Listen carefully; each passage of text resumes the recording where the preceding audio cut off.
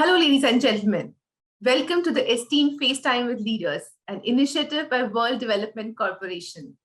I am Ajuna Sharawat, anchor at World Development Corporation. FaceTime with Leaders is a platform for industry titans to share their experiences, thoughts, ideas, and best practices in order to inspire one another and future leaders. In a nutshell, we attempt to encapsulate the multi-decadal learnings acquired by these industry leaders. We also hope that by conducting these interviews, we can bring together a global community of eminent personalities. By bringing together such visionaries on one platform, we hope to play a part in inspiring the lives of other leaders. Great learnings from great leaders undoubtedly assist everyone by identifying, nurturing, and using the trade secrets that are proven success formulae for many. And this is what we trust these sessions are: a gathering of industry stalwarts and a knowledge-sharing community. We have one such stalwart on FaceTime with Leaders with us today, Ganesh Mahabala. Ganesh has 30 years of experience in sales, marketing, business development, people management, profit and loss management, and country operations. Ganesh is currently designated as a strategic business director at NVIDIA. As a business development professional, Ganesh has exposure to selling to different industries and is well-versed in plannings of all sorts, namely investment, strategy, business development, market segmentation, go-to-market, and so on. Welcome, Ganesh, to FaceTime with Leaders. Thank you. Thank you, Ajay. So Ganesh, you have worked in the sales and marketing field, particularly in the technology domain. Is it your love for technology that has helped you remain committed to it? Yes, I can narrate a story on why my love or excitement to technology came from, or where it came from. My love to technology was my excitement from my childhood. I lived in my childhood, I lived in a small village where there was no electricity. Now people, many of you cannot even imagine their house with no electricity, though my dad was an advocate. We stayed in a village. And the school, which was about 4 kilometers walk for me, had everything, electricity, the use of electricity on various school activities. So that started leaving an excitement on me, saying that, hey, how technology is helping people to get the agility and speed, brings speed to one's life. I did not look at that as a luxury to have, but I started looking at that, hey, everything is fast. Everything is fast with the technology influencing onto that. And that's where I even pursued my dad, saying that, hey, we need to get electricity fast to my house. Though I was a small kid and I was pursuing him. And also, parallelly, I started learning every day in the newspapers, which my dad used to bring, or the books from the library, I used to start reading, saying that, hey, how technology is helping, which the technology which I don't know I possess, how it brings differences to one's life and and the surroundings. And that's where I started becoming inquisitive about it, and it started exciting me. And that continued when I finished my schooling and I had to get into the 10+2 and then to the degree. I said, hey, should I look at law, which I had a love to that because my dad was a lawyer, and or should I look at technology? Then I told, hey, what's exciting to me is technology. So let me switch into the technology. That's how the technology came into my life, and that excitement is still within me. Even till today, I try to understand what is new in the technology. How can it make a difference to the life of me, my surroundings, and people whom I connected with? And that excitement, it is within me. Even if I get a new technology product in my hand today, I spend hours together on that. So that is how the technology came into my life. That inquisitiveness is still there. That's good. Absolutely. That's amazing. Yeah. So Ganesh, as we all know that sales and marketing really take a lot of nerve. How have you managed to keep up your motivation throughout your professional journey into sales? Yeah, this is a pretty good question. I always say sales is a self-motivated field. It's almost like a job of a politician. It's up to you how you keep motivated, knowing that seldom you get appraised of the job you do or job you successfully complete. One should realize that in sales, the more you do, the more is the organization grows. That's how the users of technology start using it, and that's for good, So I say it's all about self-motivated, and for me, when I graduated from electronics and communication engineering, I came in search of a job to Bangalore, and I told, hey, let me look at engineering jobs in electronics and communication, and I went around, and those days was the difficult days to find a job because you could see everywhere something called in electronic city called no vacancy board. No vacancy, do not apply. And then I also realized that, hey, I'm good in programming, and I scored pretty good in my programming, computer programming in my college. I told, okay, let me apply for a programming job, this engineering. I had those days we had to get a job for survival because I was already 1 month old in Bangalore, spending my pocket money which dad had given. And when I applied to the interview itself, a walk-in interview, the CEO offered me a job within 15 minutes of my discussion with him. And while giving that offer, he told, when can you join? I told them, in the next 15 minutes. I will just have a cup of tea and join because I need a job. Before giving the offer letter to me, he said, hey, Ganesh, you're too good in selling yourself. I'm impressed. I told, hold on for a while. Probably I will not take this offer. He told, are you mad? There are people waiting outside, waiting for this job. And you're saying you don't want this job. Yeah, but you made me to realize that I'm good in sales. I think I'm really good in sales. Oh, let me try this as a field. And second question I asked him, saying that, hey, will I be connected to the customer if I take up your job? He told, no, you are into development. You have to develop a good product, and there are salespeople who will connect to customer. I told, hey, no, I had to be that salesperson who has to be connected to the customer. And that's how I came into the sales field. And ever since then, I'm into sales. Wow, that's a very inspirational journey. That's right. And like, you were so aware, and you took hold of things at the right time.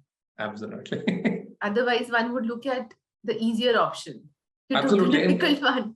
Absolutely, because those days salespersons were not regarded as in the technology people. Salespersons were, Eureka folks, our consumer salespersons were called as salesperson. Even my dad asked me, oh, after doing engineering, you're going to do door to door and knock and do a selling? I told, no, I'm going to do selling to customers on technology. He told, oh, I don't understand what you're talking. But he was proud, I think, later. Absolutely. So you had a wonderful career journey. Could you sum up any 3 points from your journey for the viewers? I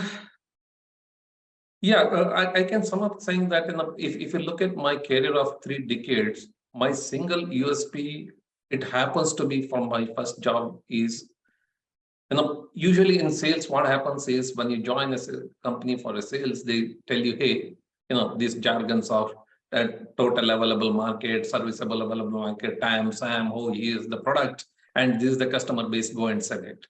But it so happened with me that every job I took up, my manager or the company's owner and told me, hey, here is the product or solution. We don't know where to sell. You have to go and create the market.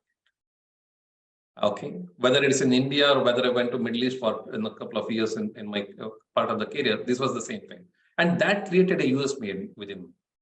And today, I can proudly say that the USP of mine is creating a market and then catering to the market. I can easily create a market for any product, and be at CDAC when I joined the early part of my career.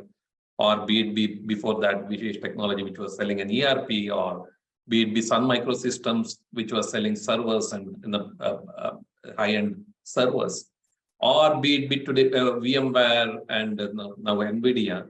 It's all about creating a need in the market and addressing it. That is the one of the USP. And that is tough. That is tough. And that needs a passion, that needs some thinking, that needs a balance of technology understanding and customer understanding and things like that. And the second point, I say, hey, in the sales, if you need to be successful, you need to be a trusted advisor system in sales. Which, when I say ecosystem, it is not just about customer. It is, many business houses teach us that you need to be a trusted advisor of a customer. But I say, hey, you need to be a trusted advisor and trusted partner as well, to your company, to your colleagues or your team, we call it as.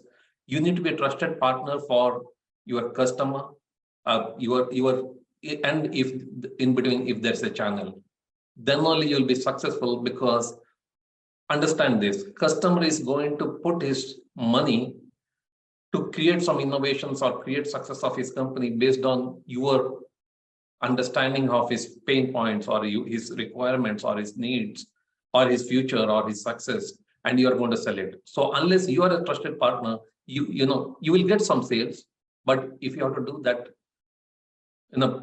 difference making sales or mega sales, we call it as, in whatever terms, mega sales can be defined for a company the way it has to be defined, but that needs to be a trusted partner. That is very important, I thought, which I could inculcate within me and could create in the last 3 decades. And the last point is how to understand customer success and cater to that. It is not about customer need. Most of the salespeople go out and ask the customer, "Hey, what do you need?" I call it as in a fast food restaurant, right? The moment you enter, he will rattle out what all things he has got, and he'll say, "What do you want to pick up?" And that's a departmental sales, right? But if you want to do a technology sales, a true technology sales, and has to be successful and has to be making a difference both to your company and a customer, the first thing, the third important element is understanding customer success, then catering to that. I think that are the 3 things which I could, build within me in the last 3 decades, and I'm still exercising on that to see how to sharpen the saw in those areas. Great insights. I'm sure all this is helping you a lot. Yes, of course. It helps into a very greater way to stay ahead of the curve. Yeah. How, as you must have witnessed, has technology changed the sales and marketing sphere? Mm-hmm. What are your views on the oncoming technological surge with the advent of IoT, AI, ML, blockchain, and so forth? Yes, and if you ask me, technology has changed the way we used to do erstwhile, whether it is selling, whether the customer using technology or adopting technologies. Just about a decade ago, it was customers very clear what technology has to use to run his day-to-day business and his growth curve and a forecasted growth curve, and which all based on previous data. But today, with the data outburst, there are loads of features which you can extract from data to analyze them, from forecasting to inferring, where people have to infer what is going to happen rather than forecasting. I think it has changed a lot on how the way you sell. And just to give an example, when in the early part of my career, the salespeople, or including me in the first half of my career, the manager used to tell, "Hey, go and find out what technology customer already has got in this data center." Then you had to make a complete list of his server, his storage, his applications, and so on and so forth, and come and then sit and analyze, saying that, hey, what is the growth he has to go? Let's say somebody says, I want to grow at 20%. Then you say, hey, when is the refresh? So it's all about what is there versus what you can sell on top of it, or what is there and what is not there, and just bridge the gap. Versus today, the technology has become as I mentioned earlier, for a technology is to look at how more successful I can be, what innovations I can bring in, how can I stay much ahead of the curve as a leader is the technology. So you are selling to the customer, as I said earlier, is understanding the customer success, creating a value proposition to that customer, and going and talking to the customer stakeholders. I'll come to what I meant by stakeholder. That is also changed a lot with the technology, and then putting your value proposition across. Now, as to when I was in the early part of the career, I was trained to go and talk to the CTO, the IT head, the purchase procurement guy, and maximum to the CFO, and sell them to CEOs, which is CEO and other guys, to say how much they will save or how much they will benefit from the technology. Versus today, it's like a triangle. You have the strategic decision makers, I call them as, not decision makers. For them, it's a strategic decision of using a technology to be successful. And then there are developers, or I call them as developers and innovators. In every company, there is a developers and innovators. They name them as in different nomenclatures today: data scientists, data engineers, and so on and so forth. And then the other part is obviously the business investors, right? Which could be your CFOs and other guys. For all these three people, you need to use you need to understand what does success means to them. What is their KRA of success? Then selling towards that is the new innovations, and more so is in today's world of AI, blockchain, and ML world, where the data is everywhere, right? So you going and telling them, saying that how you can speed up his innovation, how can you speed up his development, how can it help the company or the decision makers, the strategic decision makers, to go and tell them how can you stay ahead and you can speed up your innovation, is all about that. Versus a decade ago or prior to that is how to keep up at pace with the industry and be successful then. So I think with the invent of new technologies, the definition of success for everybody has changed, and you need to look at through everybody's lens of success and then cater into that. Right. Ganesh, since you are now an ESG certified corporate governance expert, what values do you offer the corporate world? Yeah, that is pretty interesting. Why I'm going to get ESG certified is, again, my compassion towards ESG. If you look at out of my 3 decades of working, I spent about 2.5 decades in higher education segment, government business, and government business development. And I can say I have become expert here. But many people ask me, did you take this segment, higher education, government, as a part of your portfolio out of compulsion? It was not out of compulsion. It was out of choice. I took it as saying that, hey, it will help me to understand and develop a respect on how business or corporates can create impact in the ESG, which is environmental, social, or governance side of it, right? Because being associated with government, I can understand how companies work with them, how they look at companies and things like that. Looking at higher education, it helped me to interact with those scientists, researchers, faculty, students, and who are closely connected to the communities on the other side of the society. That helped me. And being worked on very large projects which needed large data center spaces, in my last 3 decades, I also started understanding how these data centers can cause more harm to people, society, compared to even putting few thousand cars on the road. And I started understanding how how every company should be responsible for carbon footprint, because if you look at today, every technology company uses a huge, humongous amount of data center spaces or data center computing environment. So that knowledge, I think I can impart to the people, the actual experience on the field. And I also feel that the companies with the strong ESG governance can create not far superior for their own companies, but also can help change the gap of haves and have-nots. I think that is very important. It is many people say, hey, we contribute for health, life, wealth, everything. But I say ESG program can create very high impact for the next generation for much healthier and wealthier life if they really follow the ESG and help the society out there. And it is the difference these companies can bring in. And also what I feel that the society recognizes the company not because of their technology, what they offer, because that gets into only, if you look at the whole world population also, that gets into the only few single-digit percentage or even lower than that to the people, right?